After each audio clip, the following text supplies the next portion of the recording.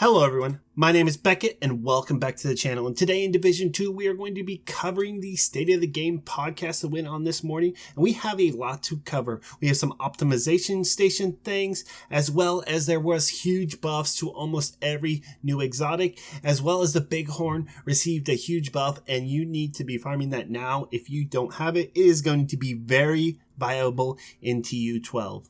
And not only that, Shrapnel Trap received some changes, and it's probably not that great, but we will get into everything. But before we get started, if you enjoy the content, hit that subscribe. And if you like the video, smash that like button. Everything helps. We're a small channel, but we're getting bigger and bigger every day. All right, first let's get into the optimization station. Nothing is really changing, and I'm sorry, they're not going to nerf the materials you're needing. They think everything is okay. And I saw, what is his name? Mackenzie, I saw his eyes rolled when the other developer said that. Now, there are going to be other sources to get it. We're going to be able to get it to the season caches, which we don't get that many, as well as to the summit caches that you get from the new challenges and milestones. And as you know, or if you watched my video previously, that you can get it through blueprints, but we're going to have to go out and farm checkpoint 4s again. And there's 21 different blueprints, so we're going to have to go and do more checkpoints. It just seems how it's going to go. Although we will have the global event shop where we will be able to buy different types of caches,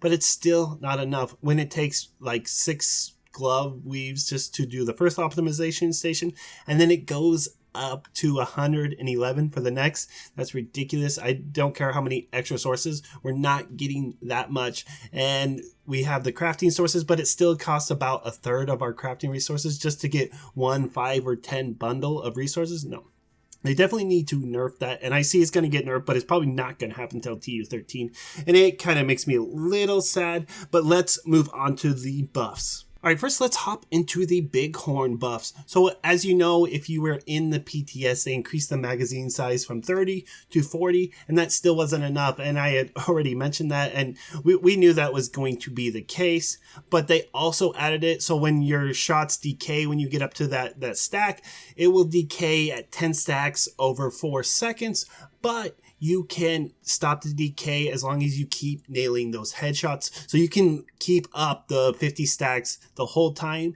as long as you just keep nailing those headshots. It's really nice. I love guns or gear sets or any build that rewards skill. Now we also saw the PDR, and that is the new AR, the capacitor, we have the test subject. Those all seen a huge increase to base damage, and they should be in line with other assault rifles like the SIG, I think like the 7.76, probably the wrong numbers, but yeah, so it'll be more in baseline.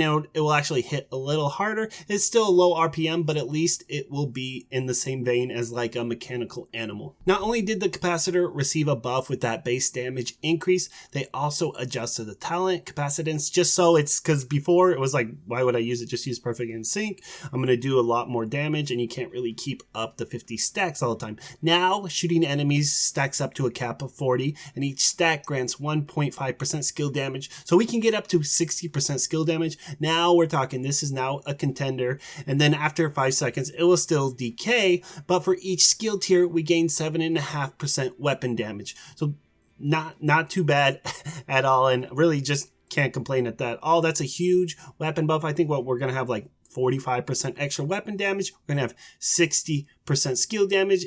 It will be worth using that exotic slot now. Now we have the Scorpio. It received a nerf in PvP, and I think it received a buff overall, but that's personally, to me, you may feel like, oh no, now I gotta actually hit my shots. I have to aim at a target. I know it sucks. So in PvP, it was just too easy to get kills. As soon as you hit that bleed, they couldn't run, and then you just hit that ensnare, and it's game over. So now it's going to take 1 extra shot to get that stack. So if you want the bleed, you're going to have to get 2 shots. If you want this ensnare, it's going to take 4 shots, and then 7, and so on. So you're going to be able to get, this still makes the gun lethal in PvP, but it just doesn't make it where you can just hip fire and get kills all day, which is it's a good improvement. Also, it received a buff when you shoot it. So depending on how many pellets you hit, that depends on how long your status effects last from the gun. Now, I'm a big fan of any builds, any guns, like I said, that increase skill and the fact that you have to hit all your shots and you'll get an increased status effect. Now, they didn't say in the podcast, like if I only hit a couple pellets, is it only going to last 2 seconds? Or is it, I think it's always going to be 10 seconds, but it's going to be a little longer depending on how many pellets. So we will see how that works when it goes back into the PTS. Now, we're also going to be receiving a nerf to the shrapnel trap. That is too bad because that thing was OP and you could just spam it nonstop. So I guess it's going to be more in line. That is too bad. I was really excited for it. So now I think there might be a reason to use it for certain builds, but otherwise you're probably just going to stick with the same old. Also, we will be seeing some changes to the Ghillie Pulse. Nothing really, it just wasn't scaling with skill haste on your mods.